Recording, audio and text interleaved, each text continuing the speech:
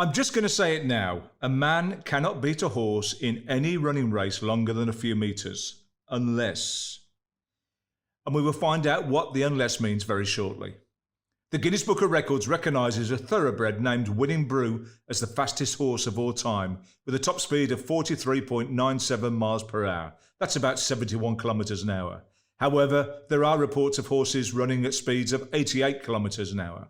Usain Bolt reached a top speed of 43.99 kilometres per hour, which is exactly 27.33 miles per hour. I love discussions about sports events like, can a man beat a bear in a fight, a gorilla in wrestling, or a kangaroo in boxing? I realise most of these discussions are fairly inane and just topics of conversation, but some are a bit more serious and take it to the next level. What about whether a man can beat a horse in a race? In 1937, sprint sensation Jesse Owens raced and beat a horse, and Olympic athlete Dwayne Chambers did similar in 2017. But if I'm being honest, nothing conclusive is seen in these films. Jesse is given a big head start, and the horse racing Dwayne looks like it's only cantering. One thing is for certain, these were short sprints and both horses looked like they were getting going at the point both races finish. Over longer sprints and middle distance events, the horse definitely gets its head in front. But over the longer distances, like the marathon and above, things become a bit closer. Our ancient ancestors were nowhere near as fast as the equus caballus, or the horses they ate. Unrelenting chases for hours and even days made the animal tire until they became easy picking. However, this example for me just highlights the intelligence of man and is full of uncertainties about how these hunts unfolded. Still, on flatland, the horse would more than likely win a marathon distance if you consider the overlooked factor in all these discussions, in that the horse has to carry a rider.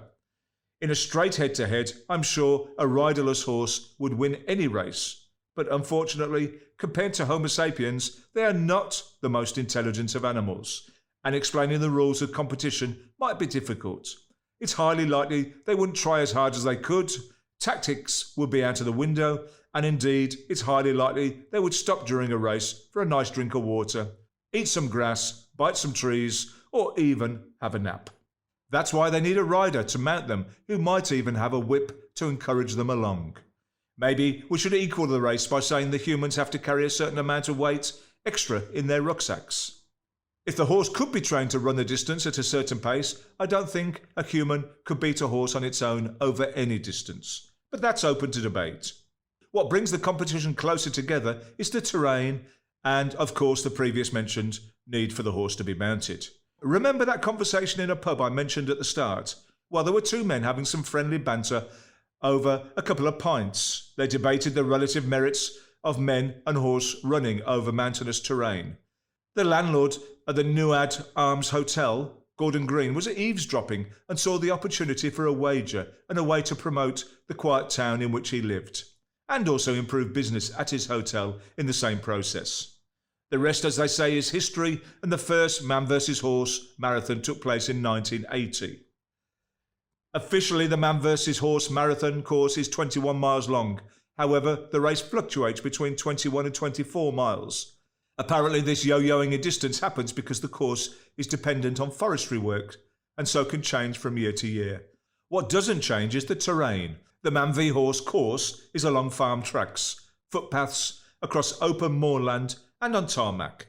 There are steep climbs, river crossings, woody trails, and stretches through the long grass of undulating fields. It's a race designed to test man against horse equally, and there are sections where the horse riders are forced to dismount. This is a tough course for all involved, with more than 4,500 feet of climbing. This is a deliberately rough and ready race. Runners start from in front of the Nuad Arms in the town square. The horses start a little further up the town to allow for a sensible and also a safe start. This also gives the feeling that the runners are being chased. The runners go off 15 minutes before the horses. It's chip-timed, so therefore I presume the times are accurate. When the horses finally catch the runners, it might be on a very narrow path, with barely enough room for two runners to pass each other, let alone a horse. Runners step to the right and the horses pass on the left.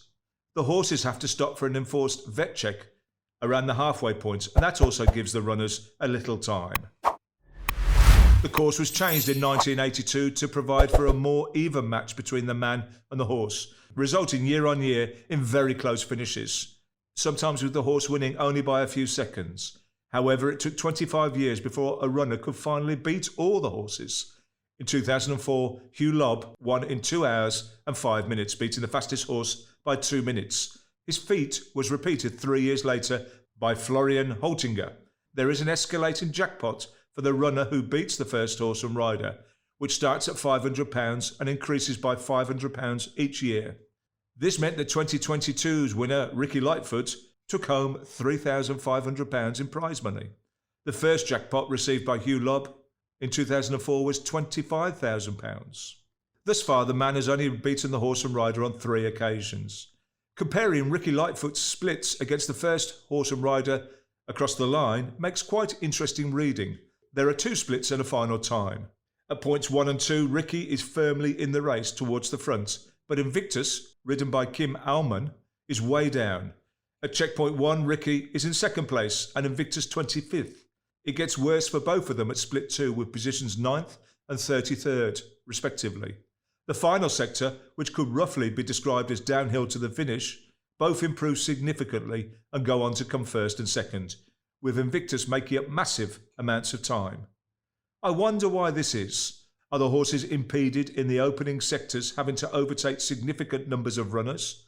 Are these stages more technical and require more dismounting and caution by the riders? Do the horses not go uphill as quick? Could the horse and rider have tried a bit harder? Does the third leg of the race allow the horse opportunity to show its superior speed? One thing for sure is the Man v Horse Marathon looks super interesting and is maybe something I will put on my ever-increasing bucket list of things I must do. When I do, I will update you all. So I stand firm in my assertion that a horse will beat a man in a race. Put a rider on its back and make the race uphill and down dale? Well, that's another thing. Thanks for watching, and I would ask just a couple of things from you. If you have enjoyed this film, please hit the like button and also consider subscribing to my channel. YouTube's algorithm loves it. Also share this film to all your friends and family. You should check out my 5-star rated book, Interested in Sport, which has thousands of the best sports facts and jokes. It's available online and to order in all good bookstores. Bye.